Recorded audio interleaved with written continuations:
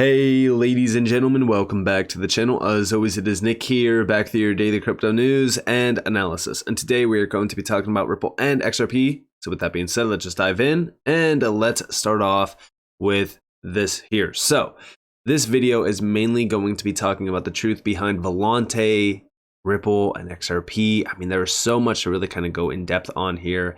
But I want to start off with the idea that ISO 20022 is much larger than what most people are anticipating. I even said this, right? I said ISO 20022 is much bigger than you think. Far too many think it's just messaging, but to me, this is the accelerant to DLT/blockchain implementation. And in this video, I'm going to be going over it. But I do want to start off with the adoption here. So from Payment Infrastructure News, and we do see ISO 20022, let's do it actually quoting this. They said experts predict that 80% of the payment volume worldwide will use the standards by 2025, the ISO 20022 standards. Quote from a contribution by the individual from Finastra FS against the background of current payment trends and CBOS. Now, 80% is expected by November of 2023. They cannot wait until 2025. No major changes expected in 2024. I included this in a video just recently, but I want you guys to understand that over 80% of the banks plan to use this format by November of 2023. They are already tapped in. No major changes in 2024. In 2025, that is where we do see CBPR Plus fully readiness for Swift requirement, Sorbnet CBPR Plus ready, and also Elixir not yet confirmed. But there is so much happening here. I want you guys to understand that this is not just messaging. A lot of people fall into the scope that it is just messaging. And remember, this is not a price driver. ISO 20022 is not a price driver. It is an innovation driver. This will drive the banks to innovate beyond the means of traditional technology. One thing that I want you guys to understand is that we have seen Volante come up in question many times. I included a quote from Volante, and it was specifically from this document here. But I want to go in depth on this document. We do see 5 success factors for an ideal ISO 20022 migration, a guide for banks and financial institutions. Initially speaking within this, they do talk about the introduction around payments migration by Swift to ISO 20022. It's a defining moment, if you will, for financial services and the entire community behind financial services. Now, they do say a few things within the 5 key checklist areas, which is understanding and handling migration timelines, assess and evolve legacy infrastructure, expect and mitigate the effects of data truncation, anticipate standards coexistence, and prepare for an interoperable future. Very interesting. Now, this is one quote from Deutsche Bank. Common standards stand to make it easier for banks to comply with regulations as well, enabling them to run automated analytics based on structured information as part of sanctions screening processes. For example, harmonization based on ISO 20022 represents a much more efficient and economic way of doing things. Not only does it reduce complexity, it also promises to generate major cost savings. Now, on to the next one. We do see adoption of the standard. You guys do see it leading all the way up to about 2024. This year, we're starting to already see big moves being made around ISO 20022. And they do talk a little bit about assessing and evolving the legacy infrastructure. This is where we start to kind of see a little bit more of an in-depth view on the underlying change. We're already kind of starting to see things changing, specifically around like trade finance and things like that. But I think that once we start to see the big banks tapping into liquidity services and things like that, that's where we will really kind of start to see utility unfold. One quote from Wells Fargo actually is very interesting here, which is banks should look at this as an opportunity to improve their service offering overall rather than an onerous compliance exercise, and they should assess their legacy systems carefully. Some of them might be able to be insulated from the ISO 20022 changes, but others will need to be replaced. And again, like as we really kind of start to see the overall space changing, and I mean banking, we are going to see major effects. The effects are going to be from tapping into new technology. we're already kind of starting to see things changing around the financial space. And one of the biggest changes is just automation, automated invoicing, automated payments, things like that. Like that's going to become a reality. And the technology solutions are the big driver around all of this. We even see here, for an example, from HSBC, adopting the standard that is now the de facto messaging standard used by faster instant payment schemes will help to seamlessly integrate cross-border payments into domestic schemes in the future. Investing in a change of this magnitude will create economic benefits to the payments value chain. It will facilitate the adoption of open banking APIs, big one there, which are built on ISO message standards and which will drive end-to-end consistencies. You could technically call the RippleNet API with XRP an open banking API because they're trying to make sure it's as inclusive as possible. And what's funny is right after this, we see this quote, which is talking about the movement towards ISO 20022 and how it goes beyond just compliance with the SWIFT or market infrastructure mandate. And I did include this in many videos. I posted this over on Twitter as well. Because they say that sitting at the heart of that change, more so the change happening around how payments are going to be made occurring now, there are new entrants, ideas, and innovations that will shape the industry landscape for years to come. A lot can happen in 5 years after all. Sitting at the heart of that change will be ISO 20022. The standard will bring together disparate systems, standards, and methods from across the globe and tie them together. No greater example of this can be found in that of Ripple. And they do mention how this is the first member to join the standards body based on DLT. Outside of this, right, when we look at Volante, considering how they do talk about Ripple and XRP, specifically, they don't mention XRP, but they specifically mention Ripple, which again, when they talk about the Ripple API plug and play through RippleNet with cross-border payments, we already know that XRP is tied into that. But if we look over here, we do see from Chad Steingraber, Volante Technologies, Middle East Next-Gen Payments, Rapid Payments South Africa PASA, FedNow, Fed Reserve, Cross-Border, JP Morgan Chase. It's all connected. And here we have Volante Technologies wins Best Cloud Payments Provider at prestigious Middle East and Africa Region Awards for second year in a row. They also just won an award at CBOS as well. You guys didn't know that. But this is how big Volante is. Like they are at the forefront of payment modernization and really kind of accelerating the push towards faster payments. And you can see all of the major names tied to Volante here. Outside of this, we know that just recently, on September 12th, there was a survey posted by Volante. New survey shows 4 times increase in bank adoption of payments as a service. Within this, we see a few things. So first and foremost, the survey was of 300 senior bankers, and it reveals a seismic shift towards cloud-based payments as a service. Cloud-based payments as a service is big because we know that RippleNet is in the cloud, and it's API plug and play. So there's no need for, major constraints around coding and implementation. And this is with an almost fourfold, 364% year-on-year increase in the number of institutions planning to outsource their payments processing to a payments as a service provider, outsourcing their payments processing. This could very well be to any cloud-based payment infrastructure, but I do believe that RippleNet could be a big player around this. And we do see the rapid shift towards PaaS, payments as a service, is occurring within an industry context of greater reliance on cloud. A full 90% of all respondents indicated that they currently use or plan to implement a cloud-based payments infrastructure, whether provided by a payments as a service supplier on their own private cloud. Only a minority, 9%, maintain a preference for traditional data centers. So again, like banks are getting ready. They're getting ready to really kind of modernize their payments underlying infrastructure. And by the way, check this out. The greatest pain point for bank customers, 79%, is access to real-time or intraday liquidity management with the cost of service a close second. A bright spot is cross-border payments, with 37% citing higher customer satisfaction with the efficiency of cross-border payments, up from 28% last year. This is big.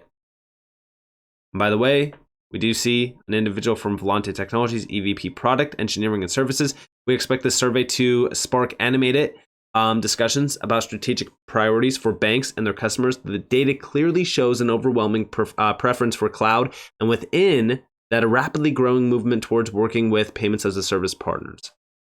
The results are consistent with our experience working with over 150 customers worldwide. Banks are facing rapid change on multiple fronts with new payment rails, the rise of real-time and instant payment schemes, ISO 20022 compliance, API banking, and regulatory mandates. Cloud and payments as a service can provide a fast-track path to payments modernization for institutions of all sizes. Guys, I want you guys to understand that the time is now. Like, banks are literally looking into implementing this. The urgency could not be any more clear. This is big. And outside of this, when you look at Volante, first off, go look at the About section of Volante. Leading the way in payments modernization. When you look into things, right, first and foremost, the platform that they created would today be described as low-code and cloud-native. But those buzzwords didn't exist then. The need for the technology did, however, so we quickly signed some of the world's largest financial businesses as customers. When you look at the numbers behind them, it's clear how big of a giant Volante has become. And again, when you look into the payments connection, here you guys have some of these statistics behind them. I've broken them down fully in the past. Okay? But the thing is that when you look into what is going to be implemented into tomorrow's world, it's going to be low-code API plug and play.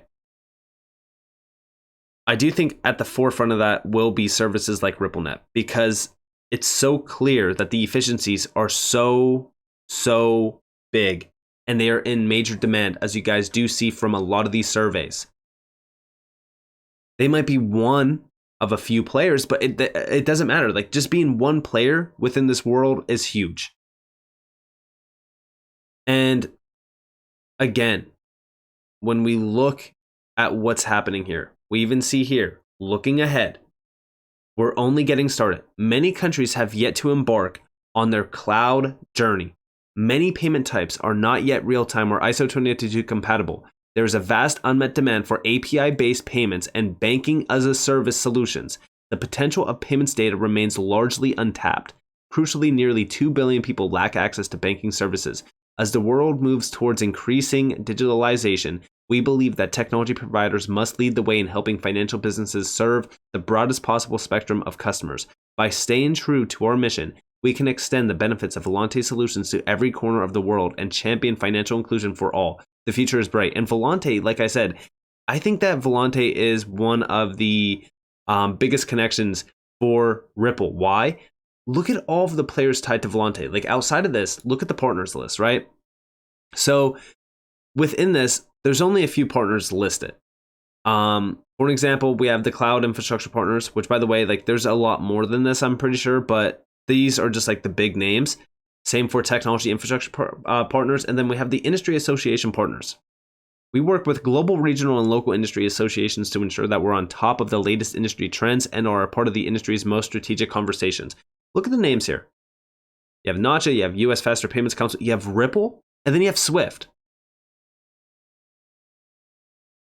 I mean, like, when we really kind of look at the connections with Volante, it is so crucial to focus on what Volante is doing.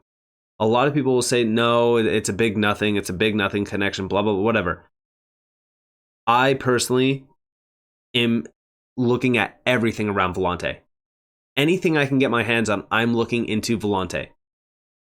Because even when you look at their ISO 20022 and payments space on their website, this is part of their planning for the next decade PDF file.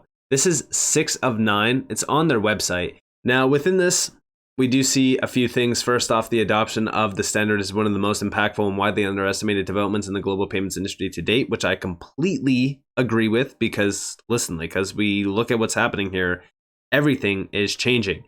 And by the way, when we look at data, right, because they're mentioning data within this heavy, through API technology, like, we see more transparency around data. data becomes much more transparent. And I think that that's like one of the biggest things around this, like AI services, API plug and play, like all of this is going to provide great, and I say greater data itself, which is going to help banks fully. It's going to be a big moment for them. But outside of this, we do see, and this is from Accenture, we believe 2023 is the year banks begin shifting their ISO 20022 focus from compliance to innovation. Yeah, like this is the time. Like 2023 is the time for banks to innovate. And also going back to the partners list, right? With the US Faster Payments Council, this is so crucial to mention because the US Faster Payments Council has been a big player and proponent around like FedNow, for an example. We see actually over here, this was posted on September 28th. This was instant payments, FedNow, RTP, and New England in the winter. Now, I highly suggest you guys go listen to this podcast. It's about roughly 20 minutes long. There's a lot of great gems within it. But outside of this, they are talking about blockchain and crypto and payments around this. And again, I think it's so I think it's just so crucial that everyone goes and listens to this because it's really a big deal. And outside of this, when we look at the Faster Payments Council, for those that don't know about the Faster Payments Council, they have been around for a while. It's an organization that is really kind of focused on faster payments, really allowing anyone to pay anyone, anywhere, at any time with near immediate funds availability. That's the overall goal here. Okay. And we've talked about the Faster Payments Council many times in the past. We've actually connected them with the FedNow service and with the Federal Reserve, which is no big surprise and does not take a lot of researching to know this. But what's crucial is the working groups that they are working with. And here's where you start to see some pretty big names. So for an example, real-time recurring. These are real-time recurring payment solutions with BNY Mellon. They're sponsored by BNY Mellon with this. Education and awareness, the clearinghouse, Wells Fargo with digital assets in the financial industry. These are more so talking about CBDCs and things like that. Financial inclusion, Juniper Payments. Down here, Trustly, secure instant and immediate payment APIs. Fraud, Verifin. Form 3, operational considerations for instant and immediate payments. Then we have QR code interface, cross-border payments, and directory models. Beyond this, leadership. The leadership behind the US Faster Payments Council, like I said, it's from some very large players, is extensive, to say the least. There's so many players tied to this. You have the FPC staff, the board of directors, which here's where you start to kind of see some pretty big names. You have Walmart on here, Netflix, Target, names that everyone knows, and banks, major banks, and Visa, the clearinghouse, Open Payment Network, things like that, even JP Morgan Chase. But then down here is where things get a little bit more interesting. The board advisory groups. So again, some major names, pretty large names, ACI, Worldwide, Volante's on here, just very large names themselves. But then if we keep scrolling down, we see here. So right next to Goldman Sachs and Federal Reserve and all the other big names, you have Ripple with Pat Thelen, right? But then down here, you have the FPC work groups, which is where you kind of start to see the big names working on and experimenting and researching some key areas like, for an example, digital assets work, APIs work, things like that. But then if we keep scrolling down, well, you have Ripple with James Selleck, cross-border payments work. Interesting. As we look at what's going on here, like I already know that Ripple won. Like Ripple's already entrenched with some of the largest names out there. Like sometimes I really think that the lawsuit was just complete nonsense to slow things down so that they can implement the underlying infrastructure. Because as we look at these groups, like these are huge groups and they're all working with like the Federal Reserve or tied back to the Federal Reserve. Like here you guys have the Faster Payments Task Force, like 320 plus industry stakeholders coming together with the Federal Reserve support to work on, faster payments and the infrastructure beyond this, right? Like you have Ripple tied to this.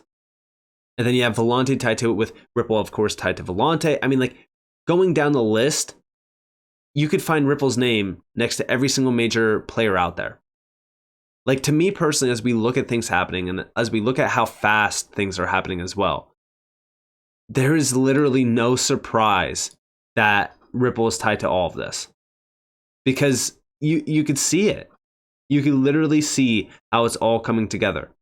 I mean, even ISO 2022, like the overall adoption aspect of it is growing every single day. It's moving faster every single day. And by the way, here you guys have a few of the things around migration. So a lot of people think that like migration is going to take so long. Like this is why I look at November, because November is a pretty big time frame for us, right?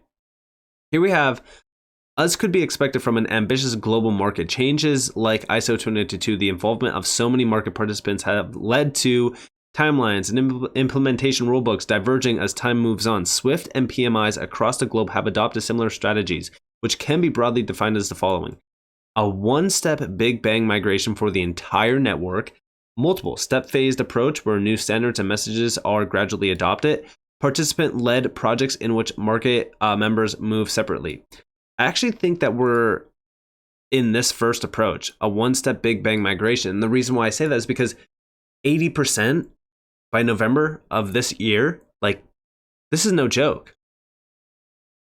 It cannot wait until 2025 because this is the standards that need to be put in place. Like the underlying infrastructure is being put in place, not only through standards, but the actual infrastructure. Like FedNow as a service is essentially the infrastructure layer. I think that all of this has been being prepared for a very long time. And now more than ever before is why I'm telling you guys, like you need to be fully focused here.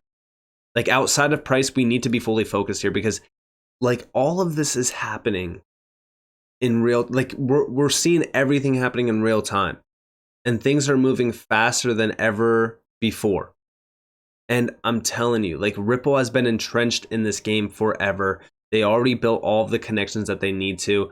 And Volante is such a key player with all of their major connections. I'm telling you, we are on the cusp of a massive change in the financial landscape of things. And I know that we get caught up in price talk and we talk about prices around XRP and things like that. But I think right now we should be focused on the implementation side of things, because over time, I don't think that we're going to be talking about price. I'm just going to say that right now, because I don't think that price is going to be a worry anymore.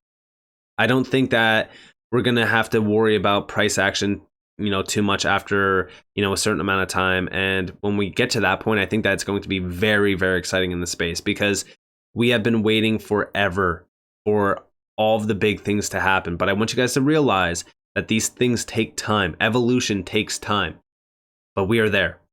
We're seeing it. And it's all coming together at a very, very fast pace. And it all starts with standardization. And we've even seen that in the trade finance space with XINFIN and XDC. So with that being said, I hope that you guys enjoyed this video. I know that it was a longer type of video, but I wanted to go over as much information as I possibly can around Volante with this. I hope that you guys enjoyed the video. If you guys did watch until the end, if you guys did enjoy the video, definitely leave a like, subscribe, turn notifications on because more free content. You guys are more than welcome to follow me on Twitter and join the free Discord in the description below. And with that being said, guys, it's been Nick. Peace out.